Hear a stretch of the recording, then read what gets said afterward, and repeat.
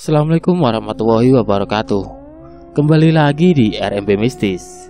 Dan pada video kali ini, portal RMB akan menceritakan kisah pikir kota dalam kemasan cerita misteri.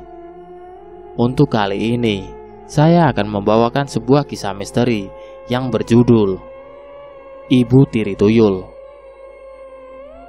Lalu seperti apa kisah selengkapnya? Langsung saja dan selamat mendengarkan.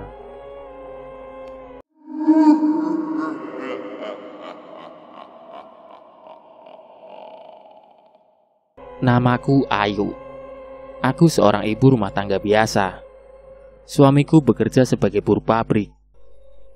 Kehidupan kami pas-pasan saja. Bahkan bisa dibilang miskin. Tinggal saja masih dikontrakan. Itu pun bukan rumah, melainkan kamar petak.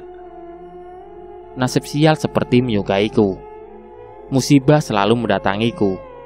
Pertama, anakku meninggal saat masih bayi. Lalu, belum lama, suamiku tewas tabrak lari. Dan sekarang, aku terancam diusir dari kontrakan. Bagaimana lagi?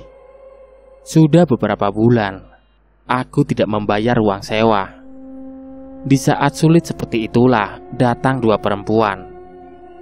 Mereka bernama Firda dan Farah. Keduanya adalah saudara tiriku. Anak dari mendiang bapak setelah bercerai dari ibu dan menikah lagi dengan perempuan lain. Aku tidak suka dengan keluarga istri kedua bapak ini. Bagiku mereka adalah yang merebut bapak dari kami, dan juga yang telah membunuh ibuku. Karena ibuku meninggal tak lama setelah ditinggal oleh bapak.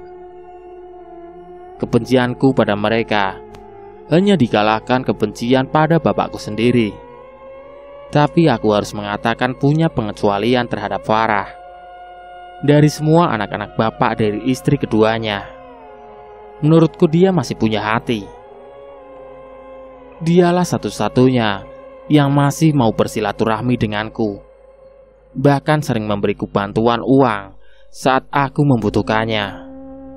Tapi lain soal tentang Firda. Aku benar-benar membencinya. Mungkin malah membencinya melebihi kebencianku pada ibunya. Menurutku dia benar-benar jahat dan tak punya perasaan. Beberapa tahun lalu, dia merampas rumah peninggalan bapak dari tanganku. Entah bagaimana, dia memiliki surat kepemilikan atas tanah dan rumah tersebut. Akibatnya aku harus pergi dari sana, tentu dengan penuh kemarahan. Jadi kenapa keduanya sekarang datang menemuiku? Sungguh, apa yang mereka katakan kemudian lebih membuatku terkejut lagi. Ibu mereka, istri kedua bapakku itu, ternyata telah meninggal dunia setelah lama menderita sakit yang parah. Tapi bukan kabar itu sendiri yang membuatku kaget. Aku kaget karena dia mewariskan seluruh hartanya kepadaku. Sesaat kukira ini cuma lelucon yang tidak lucu, tapi ternyata tidak. Saya paham bahwa Mbak Ayu membenci ibu saya dan juga saya. Dan saya tak menyalahkannya. Tapi ketahuilah, saya merasa sangat berdosa kepada Mbak Ayu. Karena itulah kami sepakat menyerahkan rumah ibu dan seluruh hartanya pada Kak Ayu. Aku menatap Farida seolah aku sedang bermimpi yang aneh sekali. Ya, yang berkata demikian tadi adalah Farida, perempuan yang kuanggap jahat selama ini. Farah hanya terdiam di sampingnya. Tentu saja aku tak segera percaya. Ku cari tanda-tanda kedengkian atau sesuatu yang lebih buruk di balik kata-katanya tersebut. Tapi masalahnya, yang ku dapat hanya ketulusan pada saraut wajah yang simpatik. Sepertinya ini bukan main-main. Apalagi ketika Farah satu-satunya anggota keluarga mereka yang bisa aku percaya, menguatkan pernyataan itu. Terimalah Mbak Ayu. Hanya ini yang bisa kami lakukan untuk menebus kesalahan kami. Jujur, saya sendiri juga kaget ketika Mbak Farida menyampaikan rencana ini. Tapi bukan kaget karena tidak setuju. Harga diriku sebenarnya ingin menolak pemberian ini. Setelah sekian lama diperlakukan semena-mena, apakah lucu kalau kemudian aku harus berpelukan hari dengan mereka? Memperlakukan mereka seperti malaikat penolong. Sayangnya, itulah yang aku lakukan. Ya, kau bisa menganggapku munafik. Tapi aku tak punya pilihan. Kehidupanku sedang di titik nadir. Dalam situasi kritis seperti ini, harga diri adalah sesuatu yang murah. Suka atau tidak, begitulah ceritanya bagaimana aku tinggal di rumah itu. Rumah paling besar yang pernah kutempati, dan juga paling tua. Sepertinya sudah ada sejak zaman Belanda. Farah sendiri bilang, rumah itu sudah diturunkan secara turun-menurun. Itulah kenapa rumah itu juga terkesan, ya, menyeramkan. Aku tidak bercanda. Jika ada sutradara film ingin mencari tempat syuting untuk membuat film tentang rumah hantu yang paling mengerikan, aku bisa merekomendasikan yang satu ini. Aku punya pelayan di sana, namanya Mbak Gira. Dia sudah lama bekerja di rumah itu. Entah berapa umur dia sebenarnya. Kerut-merut membuatnya seperti sudah berumur 100 tahun. Namun dia masih sigap. Aku bisa kerepotan di rumah itu jika tak ada dirinya. Namun ada sesuatu tentangnya yang membuatku takut. Sikapnya serius dan penuh teka-teki. Tak pernah tersenyum apalagi tertawa. Bicara hanya kalau ditanya. Jawabannya juga singkat-singkat, seolah menjaga jarak. Kehadirannya sama sekali tidak mampu mengusir kesunyian rumah ini. Beruntung masih ada satu orang lagi di rumah itu. Kang Joyo namanya. Seorang tukang kebun. Berbeda dengan Bagira. Kang Joyo adalah pria yang ramah. Jauh dari kesan misterius. Dia justru suka diajak ngobrol. Dari dialah aku dapat banyak cerita, khususnya tentang mendiang istri kedua bapak. Mendiang adalah wanita terbaik yang pernah saya kenal. Dia selalu baik kepada semua orang, termasuk orang miskin seperti saya. Seluruh tetangga menghormati beliau. Dia tak segan-segan mengeluarkan uang dari kantong jika ada tetangga kesusahan. Mungkin karena itu banyak yang kualat sama dia. Aku mengerutkan kening. Kualat adalah bahasa daerah yang artinya mendapat karma buruk. Kualat bagaimana, Kang? Orang-orang yang iri atau dengki sama dia selalu mengalami nasib buruk. Semuanya jatuh miskin, biarpun sebelumnya kaya raya. Entah bangkrut atau dipecat dari perusahaan. Dan itu bukan nasib terburuk yang mereka alami. Ada yang lebih buruk lagi, Kang. Kang Joyo mengangguk yakin. Ada seseorang yang sangat membenci mendiang. Dia melakukan berbagai tindakan yang mengganggu, bahkan mengancam. Pendeknya betul-betul berniat jahat. Apa yang terjadi dengan dia? Suatu malam dia ditemukan meninggal di kamarnya. Tapi bukan meninggal dunia dengan tenang.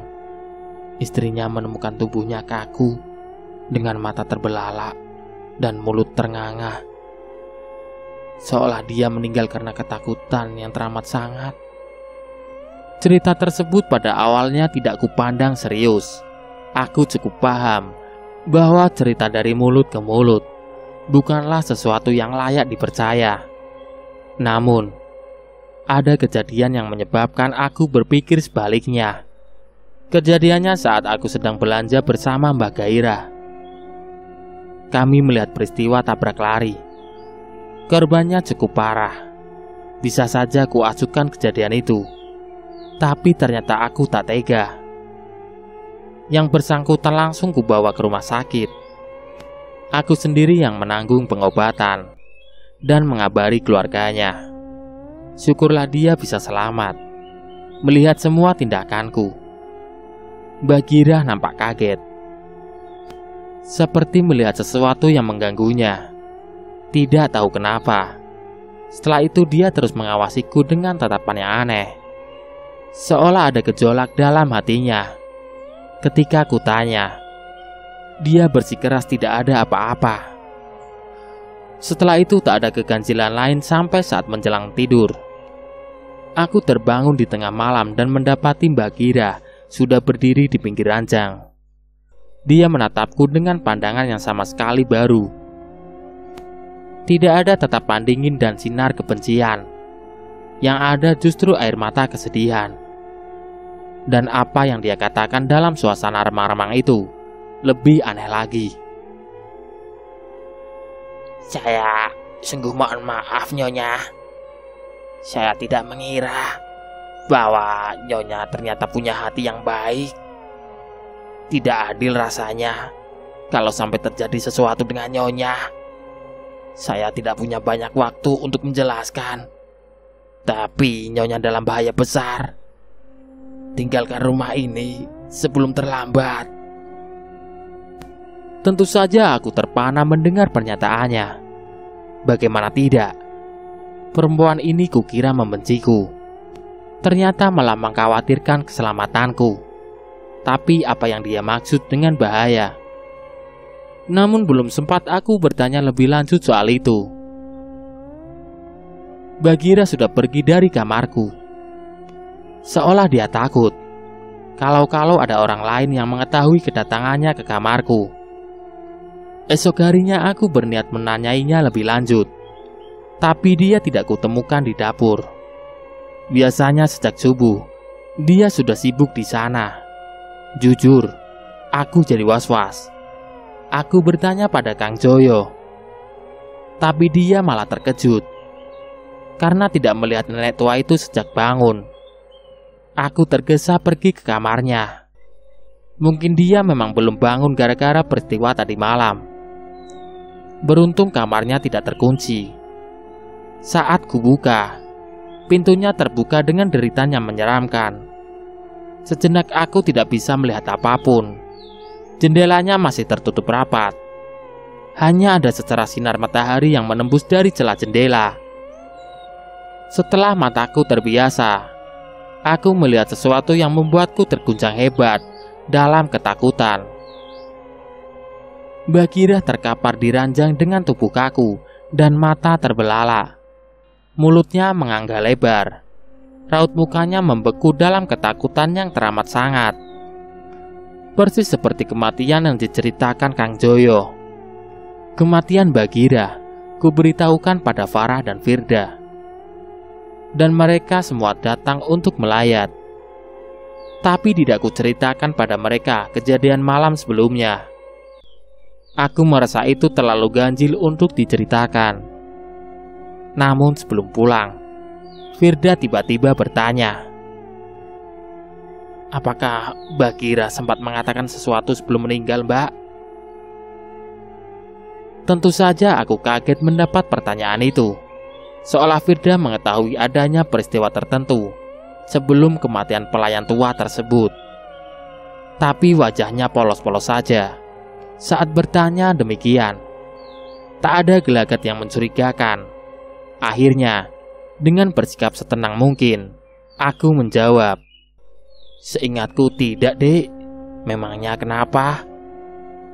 Aku tidak tahu kenapa harus berbohong. Sepertinya tidak ada alasan melakukannya. Tapi naluriku menyuruh berbuat demikian.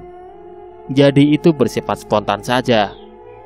Firda pun tidak mengejar atau menjelaskan alasannya. Dia hanya tersenyum seraya menjawab,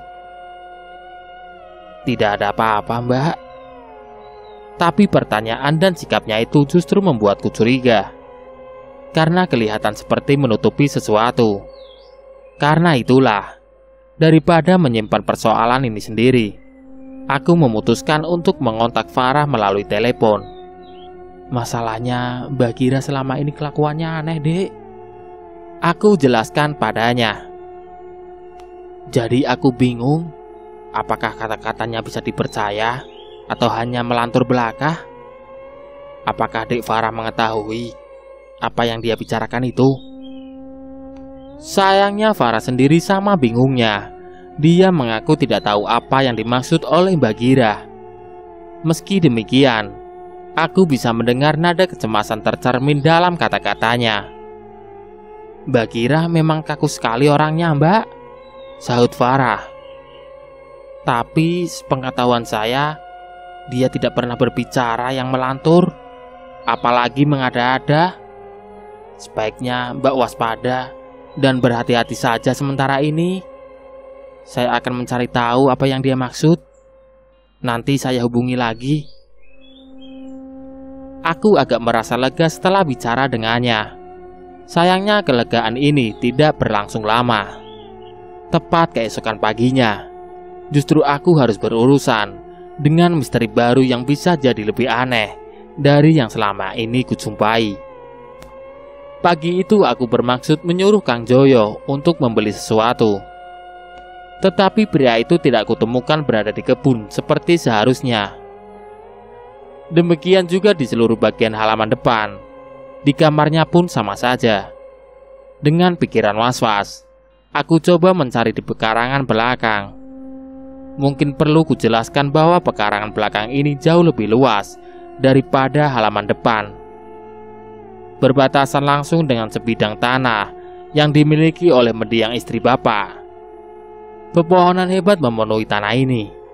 Selama tinggal di sini, belum pernah aku punya kesempatan menjelajahinya. Ketika tukang kebun tersebut tetap tidak kutemukan, aku betul-betul panik. Jangan-jangan apa yang terjadi pada Mbak Gira juga menimpa Kang Joyo. Melawan segenap akal sehat, aku berjalan terus ke belakang, memasuki tanah yang rimbun dengan pepohonan itu. Sungguh, rasanya seperti memasuki hutan. Pepohonan rapat di segala penjuru. Semak berlukar juga tumbuh liar. Semua itu menyulitkan langkahku. Hampir saja kuputuskan berbalik arah. Ketika mataku menangkap sebentuk bayangan gelap di balik deretan pepohonan tersebut. Tertarik dan penasaran, aku melanjutkan langkah. Ketika sudah dekat, bayangan yang kulihat tadi ternyata sebuah gudang tua. Sepertinya sudah lama terbengkalai. Tak urung membuatku terpana. Aku tidak tahu kalau ada bangunan di tanah kosong ini. Saat ku hampiri gudang tersebut, bulu romaku mendadak berdiri. Ada suara dari dalamnya. Sejenak aku kira cuma salah dengar, tapi ternyata tidak. Ada seseorang atau sesuatu di dalam. Saat aku masih bingung harus berbuat apa, tiba-tiba pintu gudang itu terbuka dan seseorang muncul dari dalamnya. Kang Joyo. Lelaki itu sama kagetnya saat melihatku, tapi dia lebih cepat menguasai diri. Dengan polosnya dia mendahului berkata, "Waduh, nyaris copot jantung saya, Nyonya. Saya kira siapa tadi? Kenapa Nyonya sampai ikut belusukan kemari? Di sekitar sini masih banyak ularnya loh." Aku memperhatikan keadaannya. Pakaian yang dia kenakan nampak lebih kotor dari biasanya. Dan dia keluar dari gudang itu sambil membawa karung besar, dibopong di punggungnya. Butuh beberapa kejapan mata sebelum aku bisa buka mulut. "Saya tadi mencari Kang Joyo. Kenapa ngelayap ke sini? Dan tempat apa ini? Loh, Nyonya belum tahu soal gudang ini?" Kang Joyo kelihatan heran. "Ini dari dulu sudah ada kok. Dari dulu juga sudah dipakai sebagai gudang. buat menyimpan barang-barang lama yang dibuang sayang. Saya setiap hari kesini buat nyapu-nyapu, biar tidak terlalu kotor. Sepertinya itu sudah menjawab semua, tapi aku tetap merasa ada yang aneh. Rasanya tidak masuk akal. Dia tiap hari belusukan ke sini, tapi aku tidak tahu. Dan kalau memang dipakai buat menyimpan barang lama, kenapa gudang ini dibangun agak jauh serta susah dicapai dengan adanya pepohonan yang rapat itu? Di luar itu, ada satu pertanyaan lagi.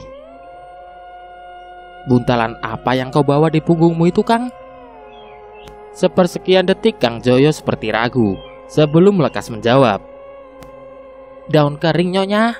Maklum, atap gudang ini banyak yang bocor. Daun-daun dari luar sering berjatuhan ke dalam. Makanya itu harus dibersihkan tiap hari. Aku bisa saja memerintahkan dia untuk membuka buntelan itu, sekedar memastikan saja. Tapi aku merasa tidak enak. Jadi aku hanya mengangguk-angguk. Kulangkahkan kaki menuju pintu. Maksudku ingin melihat di dalamnya. Yang tidak kuduga, Kang Joyo menghalangiku. Tidak pantas seorang majikan seperti Anda masuk ke gudang tua bulukan itu, Nyonya, tegasnya. Tidak perlu repot-repot melakukannya. Nanti Anda malah sakit, kena debu dan segala macam kotoran yang ada di dalam. Aku mengerutkan kening. Bukanlah baru kau bersihkan? Benar, Nyonya, tapi tetap saja namanya bangunan tua. Masih banyak debu dan kotoran di sana. Belum lagi makhluk-makhluk seperti kaki seribu dan tikus. Minggu kemarin malah saya menemukan ular. Tidak usah masuk, Nyonya. Caranya mengatakan itu memang cukup polos, sehingga tidak membuatku marah. Tapi tetap saja aku merasa curiga. Apapun alasannya, melarang pemilik masuk gudang miliknya sendiri, itu sungguh aneh. Aku berniat untuk membantahnya dan bersikeras untuk masuk. Tapi kemudian mataku tertumbuk pada robekan pada karung itu. Kang Joyo tidak menyadarinya. Dari robekan itu, aku bisa melihat isinya. Dan itu membuatku menahan nafas. Karung itu ternyata berisi kepokan uang kertas. Keberadaan karung berisi uang itu mengubah semua penilaianku tentang Kang Joyo. Sekarang dia bukan lagi orang baik di mataku. Aku bahkan mulai curiga bahwa dia ada hubungannya dengan peringatan dan kematian Bagirah. Karena itulah aku memutuskan untuk tidak membantah Kang Joyo yang melarangku masuk gudang tua tersebut. Aku takut dia akan melakukan sesuatu kalau aku bersikeras. Bagaimanapun, dia adalah seorang laki-laki yang kuat, dan aku hanya sendirian di rumah ini. Tak ada yang bisa menghalanginya untuk membunuhku jika aku dinilai sebagai ancaman. Namun demikian aku tetap berniat menyelidiki isi gudang itu. Tentu tanpa sepengetahuan Kang Joyo, kuputuskan untuk melakukannya malam itu juga. Saat yang bersangkutan sudah tidur, tak ada waktu lain yang memungkinkan. Maka sekitar pukul 8:30 malam, aku pun menyelinap ke bangunan yang belum pernah kumasuki tersebut. Ada perasaan takut menyelinap, tapi rasa penasaranku lebih besar. Aku harus tahu ada apa dalam gudang ini, dan dari mana asal uang dalam karung tersebut. Gudang itu gelap gulita seperti gua. Tapi aku tak berniat menyalakan lampu agar tak menarik perhatian. Andai pun niat itu ada, aku tidak tahu di mana letak saklarnya. Bukan cuma itu, apakah lampunya ada atau tidak juga di luar sepengetahuanku. Tapi itu bukan masalah. Aku sudah siap dengan lampu senter. Tidak ada yang aneh atau mencurigakan di gudang tersebut. Begitulah kesan sekilas yang kudapat saat memasukinya. Yang kulihat hanya benda-benda yang sewajarnya berada di sana, seperti perabot rusak, perkakas tua, dan berbagai barang bekas lainnya. Tidak ada benda-benda yang aneh atau mencurigakan. Hanya satu hal di gudang itu yang menarik perhatianku. Meski mungkin tidak bisa dibilang mencurigakan, ada satu bagian dinding yang dibiarkan kosong, terletak di belakang. Padahal bagian lainnya penuh dengan tumpukan barang. Tak ada petunjuk apapun yang bisa menjelaskan kenapa dinding itu seperti diistimewakan. Saat itulah tiba-tiba ku dengar suara seperti tangisan anak kecil. Suara itu terdengar sayup tapi jelas, menyeruak dari kegelapan. Dengan gugup, ku edarkan cahaya lampu senterku menerangi sekeliling, berusaha mencari sumber suara tadi. Tapi tetap saja hasilnya nihil. Tak ada seorang pun yang terlihat. Beberapa saat aku hanya bisa diam terpaku. Perlu beberapa saat sebelum aku menyadari suara itu berasal dari dinding yang kosong itu. Tapi bagaimana mungkin? Tidak ada apa-apa di sana. Aku menghampiri dinding belakang tersebut. Kutempelkan telingaku ke permukaannya. Tidak salah. Suara itu berasal dari balik dinding tersebut. Sepertinya ada ruangan lain di belakangnya. Tapi tidak kulihat pintu di sekitarnya. Mungkin jika tanganku tidak meraba-raba permukaan dinding, aku tidak akan menemukan sesuatu. Sesuatu yang luar biasa. Ada celah memanjang di permukaan dinding. Tidak kelihatan jika tidak dilihat dari dekat.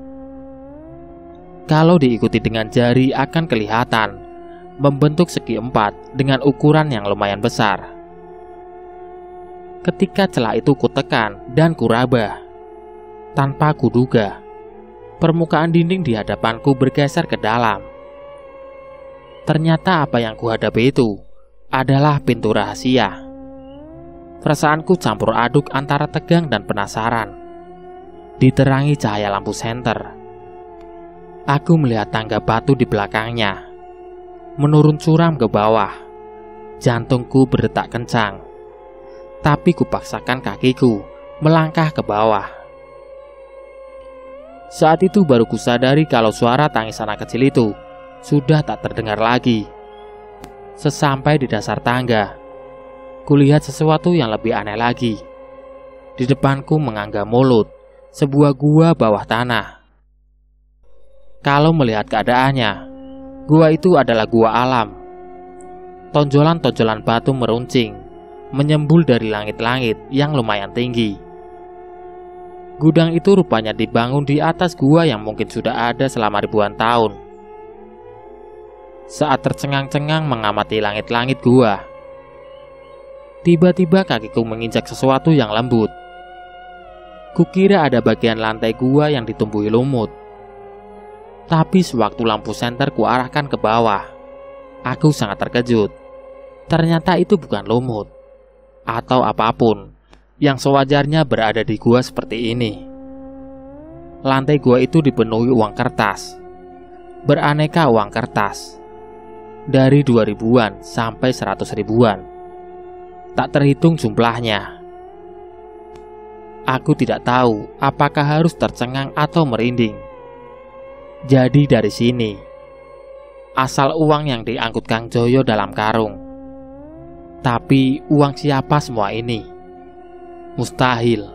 Ini adalah harta karun atau semacam itu. Seseorang telah menaruhnya di sini. Tapi siapa? Dan mengapa? Aku masih bertanya-tanya ketika tiba-tiba ku dengar bunyi debam di atas tangga. Seketika timbul perasaan panik. Aku tahu bunyi apa itu. Pintu rahasia mendadak tertutup. Gawat kalau tidak bisa dibuka dari dalam. Aku buru-buru kembali ke tangga. Namun belum sempat mencapainya, ku dengar kembali suara anak kecil tadi. Tapi kali ini dia tidak menangis, justru tertawa gembira. Aku berhenti. Ku gerakkan lampu senterku ke sana kemari. Sekilas aku melihat bayangan kecil berkelebat di dalam gua. Tapi sinar senterku tak pernah berhasil menyorotinya. Dia selalu berhasil berkelit dalam kegelapan. disertai tawa cekikikan, seolah ini sebuah permainan. Meski demikian, aku menyadari satu hal. Sosok itu semakin mendekatiku. Aku benar-benar panik. Tak ingin berlama-lama di sini. Kularikan kakiku ke tangga. Namun ketika mendaki, senterku terbentur sesuatu dan sinarnya padam seketika. Kegelapan yang tiba-tiba menyergap terasa menyesakkan dada. Padahal aku masih setengah jalan ke atas. Lalu ku dengar langkah di belakangku. Sosok itu ikut mendaki tangga, menyusulku. Dan yang ku dengar kemudian bukan lagi tangis maupun tawanya. Sosok itu sekarang berbicara, mengucap satu patah kata saja, yang membuat bulu kuduku merinding. "Mak." Saat berbicara demikian, suara itu tidak terdengar seperti anak kecil lagi. Bahkan tidak terdengar seperti manusia. Aku pun lumpuh karena ketakutan. Aku tak bisa menggerakkan tangan maupun kaki. Semua bagian tubuhku kaku dan gemeteran. Posisiku sendiri sama sekali tak menguntungkan.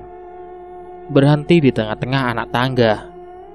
Jika ada yang bisa bergerak, itu adalah air mataku yang mulai menetes di pipi. Tapi bahkan suara tangisanku tak bisa keluar, seperti tercekik di tenggorokan. "Emak." Suara dari kegelapan itu terdengar lagi. Dan sebentar kemudian, ku rasakan sesuatu mulai menyentuh tubuhku.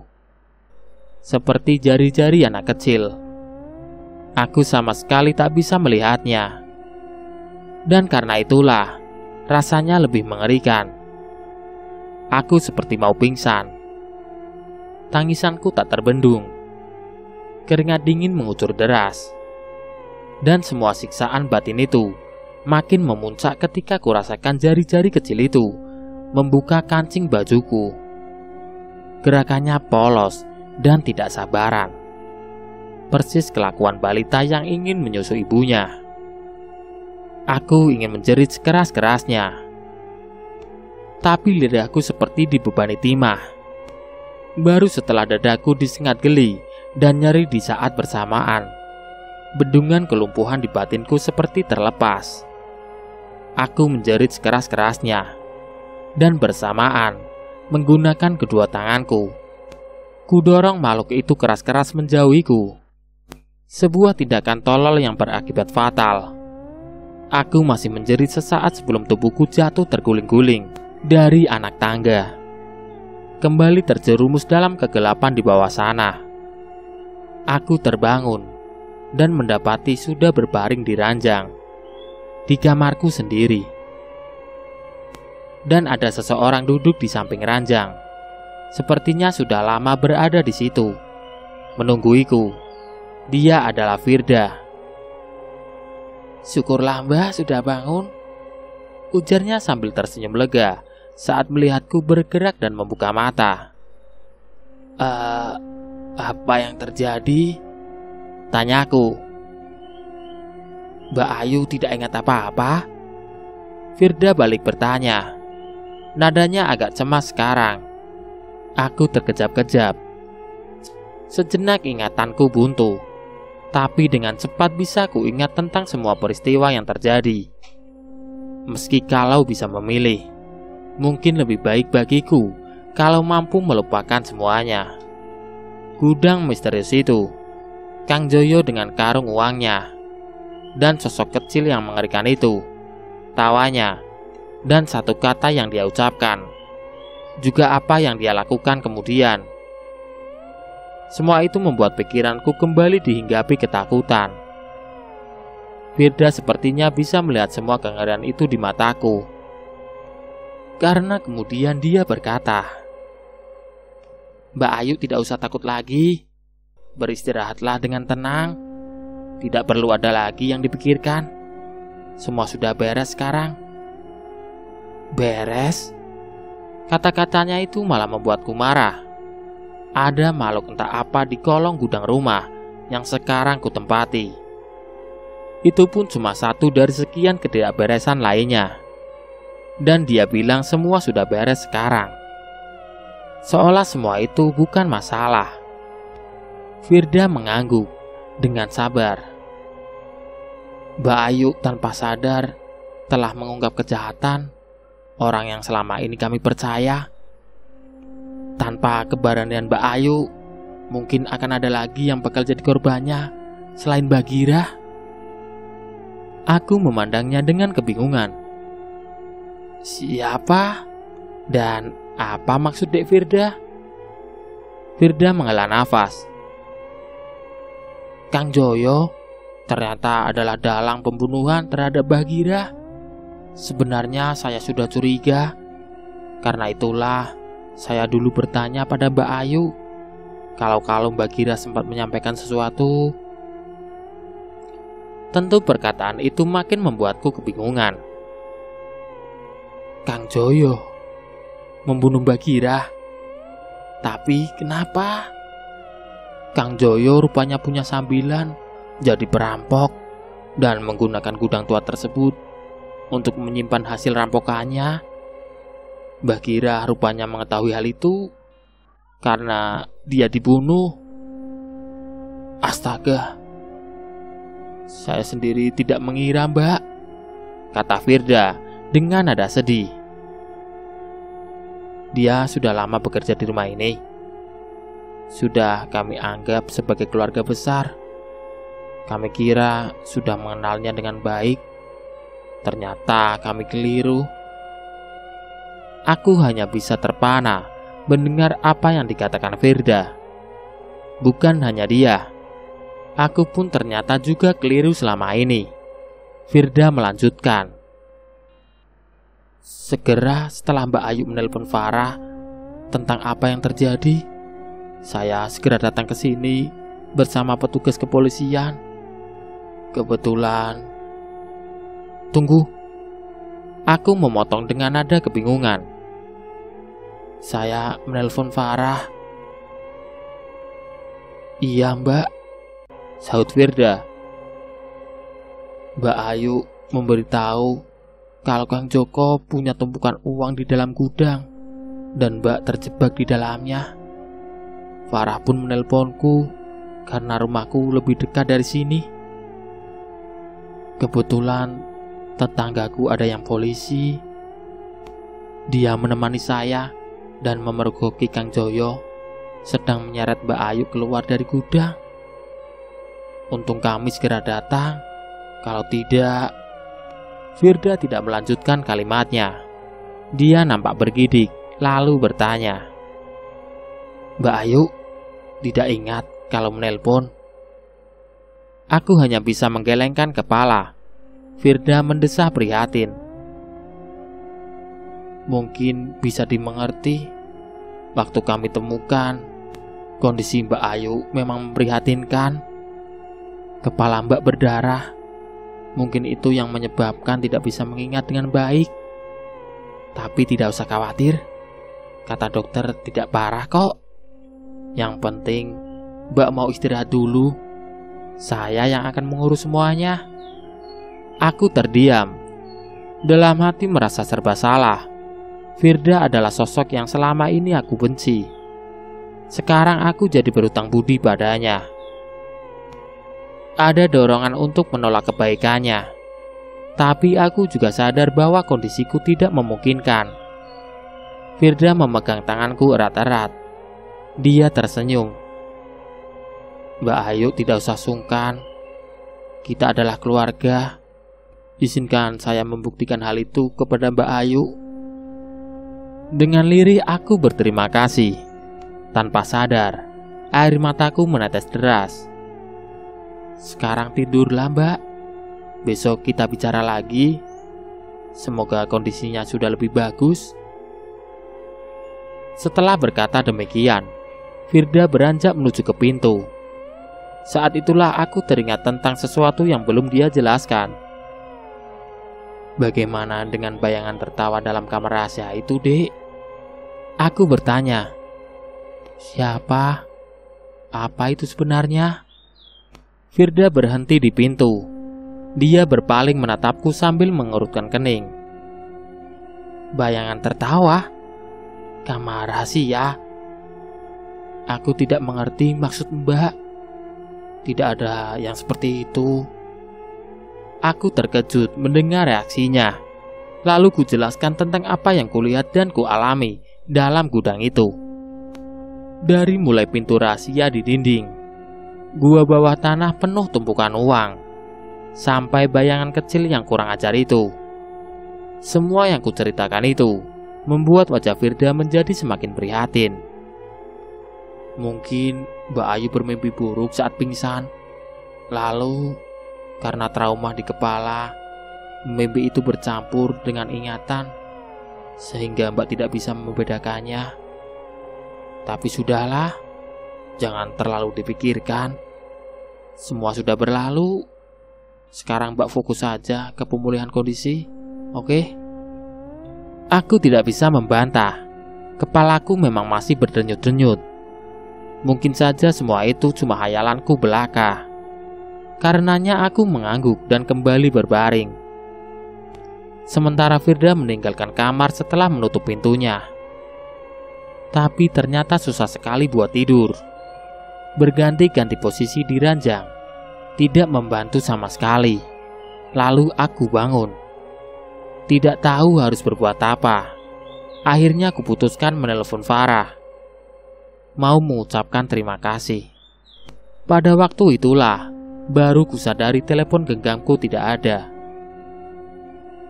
Tidak kutemukan di kamar. Di kantong baju juga tidak ada. Mungkin terjatuh saat aku pingsan. Atau jangan-jangan portal RMB. Itulah tadi cerita yang berjudul Ibu Tiri Tuyul. Nantikan kelanjutan ceritanya di konten berikutnya. Sekian. Wassalamualaikum warahmatullahi wabarakatuh.